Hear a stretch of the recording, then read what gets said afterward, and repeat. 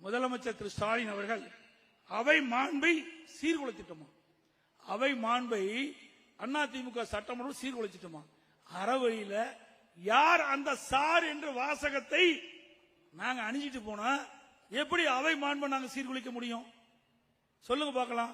அறவழியில தான் நாங்க கேட்கிறோம். அவள் யார் அந்த குற்றவாளியை கண்டுபிடிக்க தானே கேட்கிறோம். உங்களுக்கு ஏன் இவ்வளவு அச்சம், ஏன் இவ்வளவு பயம்? யாரோ ஒரு பெரிய மனிதர் அதிலே சிக்கிக் கொண்டுவதாகத்தான் உங்களுடைய அச்சத்திலிருந்து வெளிப்படுகிறது. அது மட்டும் இல்ல, நாங்களா அவை மாண்பை சீர்குலைச்சோம். ஏற்கனவே திமுக எதிர்க்கட்சியா இருக்கும் போது பல முறை அவருடைய மாண்பை சீர்குலைச்சிட்டீங்க. பொன்மனச்செம்மல் புரட்சித் தலைவர் எம்ஜிஆர் பேசுகின்ற பொழுது அவர் மீது செருப்பை விசிறி அவை மாண்பை சீர்குலைத்து விட்டீர்கள். இதே புரட்சித் தலைவி அம்மா சட்டமன்றத்தில் பேசுகின்ற போது அம்மா தலைமுடியை பிடித்து இழுத்து சேலை பிடித்து இழுத்தீங்களோ அப்பவே அவை மாண்பு சீர்குலைந்து விட்டது. நான் முதலமைச்சராக தேர்ந்தெடுக்கப்பட்ட பிறகு மேதகு ஆளுநருடைய உத்தரவின் பேரிலே சட்டப்பேரவைத் தலைவர் சட்டமன்றத்தை கூட்டி நீங்கள் உடைய பெரும்பான்மை நிரூபிக்க வேண்டும் என்று ஆணை பிறப்பித்தார்கள். பெரும்பான்மை நிரூபிக்கின்ற அந்த நேரத்தில் வாக்கெடுப்பு நடத்திய நேரத்தில் என்னுடைய மேஜை மீது ஏறி திமுக சட்டமன்ற உறுப்பினர் டான்ஸ் ஆடினாங்க. திமுக சட்டமன்ற உறுப்பினர் பேரவையுடைய ஆசனத்தில் அமர்ந்தார் பேரவைத் தலைவர் சட்டப்பேரவைத் தலைவர் திரு தனபால் அவர்கள். அந்த ஆசனத்தில் கீழே பிடித்து கீழே தள்ளி அங்க இருக்கின்ற மைக்கை உடைத்து புத்தகத்தை எரிந்தீர்களோ அப்பவே சட்டமன்ற மாண்பு சீர்குலைந்து விட்டது. அதிமுக எப்பொழுதுமே சீர்குலைக்காது. எந்த காலகட்டத்திலும் சட்டமன்றத்தை மதிக்கக்கூடிய கட்சி, சட்டத்தை மதிக்கக்கூடிய கட்சி. எங்களை பார்த்தா அவனுடைய மாண்பை சீர்குலைக்குது என்று முதலமைச்சர் பேசுகிறார். அது மட்டும் இல்ல, சட்டமன்றத்தில் நல்ல சட்ட வேஷ்டியில இருந்தார், வெளியில வந்து கிழிச்சிட்டு இருக்கிறார். வெளியில வந்து சட்டையெல்லாம் எப்படி கிழிஞ்சு போகுதுன்னு பாத்தீங்களா? இவர் பேசுறார் நம்ம பித்து. அதோட நீட் தேர்வு எப்ப சொன்னாரு? திராவிட முன்னேற்ற கழகம் ஆட்சிக்கு வந்தால் முதல் கையெழுத்து நீட் தேர்வு ரத்து செய்யப்படும். ஆட்சிக்கு வந்து 4 ஆண்டு காலம் ஆச்சு, நீட் தேர்வு ரத்துங்க. உதயநிதி சொன்னார் நீட் தேர்வு ரத்து செய்வதற்கு ரகசியம் இருக்குன்னு சொன்னார். இதுவரைக்கும் ரகசியத்தை வெளியிடல. இப்ப சட்டமன்றத்தில் நான் கேட்டேன், தேர்தல் அறிக்கையில் குறிப்பிட்டீங்களே, தேர்தல் நேரத்தில் பேசுறீங்களே, திராவிட முன்னேற்ற கழகம் ஆட்சிக்கு வந்தா நீட் தேர்வு ரத்து என்று இதுவரைக்கும் ரத்து பண்ணலன்னு கேட்டதுக்கு நாங்க என்ன செய்யறது? மத்திய அரசாங்கத்தின் கையில் இருக்கின்றது, நீதிமன்றத்தில் இருக்குன்னு சொன்ன. அதையும் நானும் சொன்னேன், நாங்களும் அதான சொன்னோம். மக்களை ஏமாற்றி, மாணவர்களை ஏமாற்றி, பெற்றோர்களை ஏமாற்றி வாக்குகளை பெற்று ஆட்சிக்கு வந்த அரசாங்கம் திராவிட முன்னேற்ற கழக அரசாங்கம் என்பதை நேரத்தில் நினைவு கூர்ந்து ஒன்னே ஒண்ணு, மழை வேற துளிக்க ஆரம்பிச்சிட்டு இன்னைக்கு ஸ்டாலின் அரசாங்கம் திவாலா ஆக போகுது. நான் இருக்கும்போது அதிமுக அரசாங்கம் கடன் ஆக்கிட்டு இருந்தது. 70 ஆண்டு காலம் ஆட்சி புரிந்தாங்க. பல திமுக ஆட்சி, அதிமுக ஆட்சி, அதிமுக ஆட்சி, திமுக ஆட்சின்னு மாறி மாறி ஆட்சிக்கு வந்தாங்க. 2021 மொத்தமா 5,18,000 கோடி தான் தமிழ்நாட்டினுடைய கடன். இவர்கள் ஆட்சிக்கு வந்து, திமுக ஆட்சிக்கு வந்து இந்த 4 ஆண்டுல 3,53,000 கோடி கடன் வாங்கி இருக்கிறீங்க. 3,53,000 கோடி கடன் வாங்கிட்டீங்க. அதோட 2020-21 அதிமுக ஆட்சியில வருவாய் அதை விட 2024-25 திமுக வருவாய் 1,10,000 கோடி. உங்களுக்கு வருவாய் அதிகமாயிருக்கு. வருவாய் அதிகம் 1,10,000 கோடி, கடன் 3,53,000 கோடி, மொத்தம் 4,64,000 கோடி. என்ன செஞ்ச? என்ன புதிய புதிய திட்டத்தை கொண்டாந்த? இந்த பணம் எங்கே போச்சு? ஒரு பக்கம் வருவாய் அதிகரிப்பு, ஒரு பக்கம் கடன்.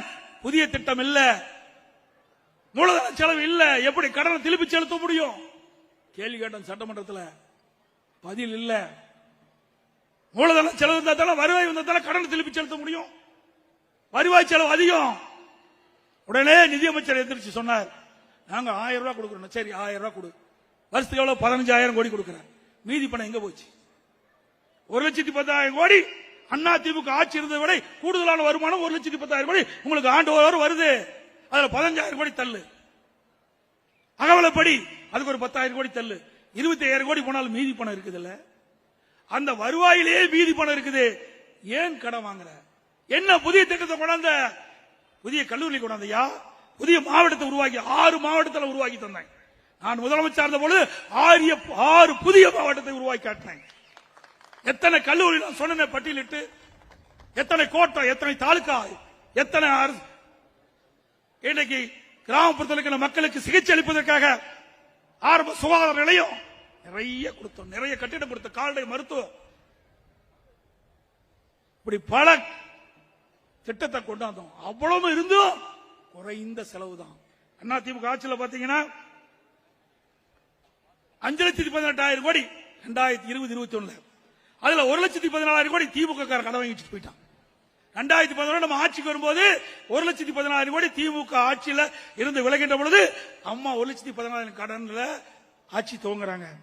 4 லட்சத்தி மீதி என்ன 5-18 1-14 போட 4,04,000 கோடி, 36,000 கோடி கொரோனா தொற்று, 36,000 கோடி செலவு. அதுல கழிச்சா 3,68,000. ஒரு வருமானம் இல்ல, அரசுக்கு வருவாய் கிடையாது. தொழிற்சாலை மூடியாச்சு, கடையெல்லாம் மூடியாச்சு, ஜிஎஸ்டி கிடையாது, பெட்ரோல் டீசல் வருமானம் கிடையாது, மதுபானம் 11 மாசம் மூடியாச்சு, பத்திரப்பதிவு வருமானம் கிடையாது, எதுவுமே இல்ல. அப்படி இருந்தோம் 3,68,000. பிறகு உதவி திட்டம் மின்சாரத்தில் அதுக்கு 22,000 கோடி நம்ம கடனை ஏத்துக்கிட்டோம். 3,46,000 கோடி தான் அதிமுக ஆட்சியிலே கடன். திரு ஸ்டாலின் அவர்களே புள்ளி விவரத்தோடு நான் சட்டமன்றத்தில் பேசினேன். அந்த நிதி அமைச்சர் எந்திரிச்சு நீங்க சொன்ன கருத்து எல்லாம் அருமையான கருத்து, எதிர்காலத்தில் கடைபிடிக்கிறேன்னு வந்துட்டார். நீங்க சொன்ன கருத்தெல்லாம் வரவேற்கத்தக்க கருத்து தான், உண்மையான கருத்து தான். நீங்க சொன்ன கருத்தெல்லாம் எதிர்காலத்தில் கடைபிடிக்கிறேன்னு சொல்லி வந்துட்டார். இப்படிப்பட்ட ஒரு மோசமான ஆட்சி தமிழ்நாட்டு மக்களுக்கு தேவையா? சிந்திச்சு பாருங்க. இந்த கடன்லாம் யாரு கட்டுறது? நீங்க தான் கட்ட வேணும். வரி மேல் வரி போட்டு மக்கள் மீது வரி சுமையை சுமத்துகிற அரசாங்கம் திமுக அரசாங்கம். கரண்ட் திமுக ஆட்சிக்கு வந்தா நாங்க வரி உயர்வு செய்ய மாட்டோம் சொன்னீங்க, வரியை உயர்த்த மாட்டோம் சொன்னீங்க. 52% மின் கட்டணம் உயர்வு, பீக்கவர் கடைக்கு உயர்வு, ஆண்டுக்கு 5% கரண்ட் பில் உயர்வு, கடை வரி உள்ளாட்சியில மாநகராட்சியில 100% உயர்வு. நீ 1000 ரூபாய் கட்ட 2000 ரூபாய் கட்டணும் வரி. வீட்டுக்கு 100% வீட்டு வரி, கடைக்கு 150% வரி, பீக்கவர் கடைக்கு. இப்படி வரி மேல் வரி போட்டு மக்களை வாட்டி வதைக்கின்ற அரசாங்கம் திரு ஸ்டாலின் மாடல் அரசாங்கம் என்பதை நினைவு கொள்ள வேண்டும். தேர்தல் நேரத்தில் எந்த வரி விதிக்க மாட்டோம்னு சொன்னீங்களே, இதுக்கு நிதி மேலாண்மை குழு ஒன்று போட்டாங்க. வல்லுநர் குழு போட்டு நிதி மேலாண்மை அதிகப்படுத்துறீங்களா? நீ அதிகப்படுத்தாட்டி போதுப்பா, கடன் வாங்காது இருக்கு, அதுவே போதும். கடன் வாங்காது இருந்தாவே மக்கள் பாதிக்கப்பட மாட்டாங்க. இந்த கடன்லாம் எப்படி கட்டுவேன்? இன்னும் 1.25 வருஷம் இருக்குது. இன்னும் 1.25 லட்சம் 1.5 லட்சம் கோடி வாங்கிடுவேன். 5 லட்சம் கோடி. இந்தியாவிலேயே பல மாநிலம் இருக்குது, அதுல அதிக கடன் வாங்கின முதல் மாநிலம் தமிழ்நாடு. இந்தியாவிலேயே அதிக கடன் வாங்கின முதல் மாநிலம் தமிழ்நாடு. அந்த சாதனை தான் ஸ்டாலின் படைச்சிருக்கார். மகாராஷ்டிரா நம்மோட பெரிய மாநிலம் கிடையாது. உத்தரப்பிரதேசம் நம்முடைய பெரிய மாநிலம். 2வது இடத்துல மகாராஷ்டிரா, 3வது உத்தரப்பிரதேசம், முதல் இடத்துல தமிழ்நாடு. கடன் வாங்குறதுல முதல் இடங்க.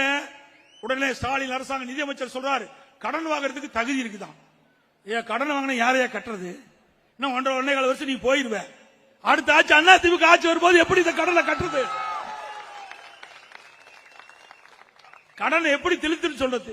கடனை எப்படி திருப்பி செலுத்தும்னு கேட்டா கடன் வாங்குறதுக்கு தகுதி இருக்குது. இது யாருக்கு தான் தெரியாது?